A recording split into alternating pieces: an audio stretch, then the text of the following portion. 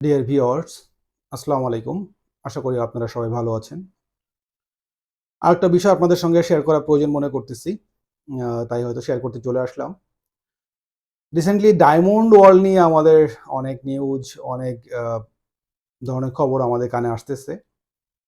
যে এতদিন নাকি যেটা আমরা ডায়মন্ড মনে করে সবাই কেনাকাটা করতাম, বাংলাদেশের top most reputed organisation diamond world, যারা নাকি সবসময় অথেন্টিক প্রোডাক্ট সেল করতেন, সেখান থেকে আমরা যে ডায়মন্ডগুলো মনে করে যেগুলো কিনে নিয়ে আসতাম, সেগুলো নাকি অ্যাকচুয়ালি ডায়মন্ড না, কাঁচ।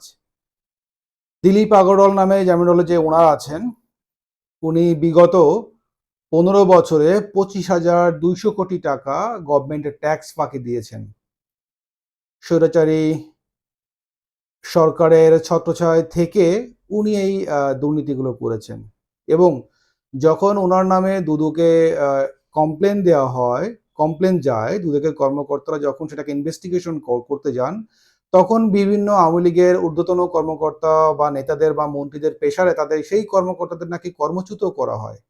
নাগরিক হিসাবে দেখেছি যে এইখানে প্রত্যেকটা জায়গাতে এত পরিমাণ দুর্নীতি হয়, আসলে আমাদেরকে মানে কোনটা যে আমরা বিশ্বাস করব এটাই আমরা কনফিউজ অ্যাকচুয়ালি, সত্যি কথা বলতে গেলে কি।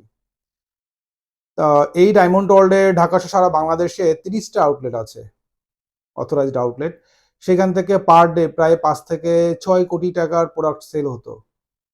তাহলে এই যে প্রোডাক্টগুলো আমরা সবাই সাধারণ জনগণ যাদের সামর্থ্য অনুযায়ী কিনেছেন, তাদের ম্যাক্সিমামই কি তাহলে ফেক?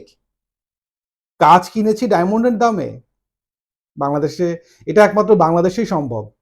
আর সেটাও এই সাবেক প্রধানমন্ত্রী শেখ হাসিনার আমলেই সম্ভব। কারণ ওনারা দুর্নীতির এমন জায়গায় পৌঁছে গিয়েছিলেন যেখানে শুধু ওনারা না, মানে যত বড় বড় বিজনেসম্যান আছেন, বড় বড় অর্গানাইজেশন আছেন, তাদেরকে নিয়েই দুর্নীতি করতেন। শুধু ঠকতাম আমরা সাধারণ জনগণ, এই দেশের নাগরিক। তো আসলে কি বলবো এইখানে, মানে কিছু বিষয় বলতে গেলে নিজের ভিতর থেকে যেভাবে ইমপ্রেশনটা বের হয়ে আসতে চায় সেভাবে আসলে বের করা সম্ভব না।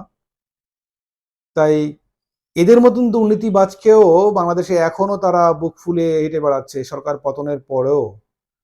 তো এদেরকে কি করা উচিত বলে আপনি মনে করেন? শুধু এ নয়, এর মতন আরো যে বড় বড় দুর্নীতিবাজরা আছেন, এখনো বহাল তবিয়াতে আছেন, তাদেরকে কি করা উচিত বলে আপনারা মনে করেন? জানাবেন প্লিজ। ভালো থাকবেন। আমার ফেসবুক পেজ এবং ইউটিউব চ্যানেল ফলো এবং সাবস্ক্রাইব করবেন যদি আমার কন্টেন্ট বা আমার কথাগুলো ভালো লেগে থাকে। Thank you so much.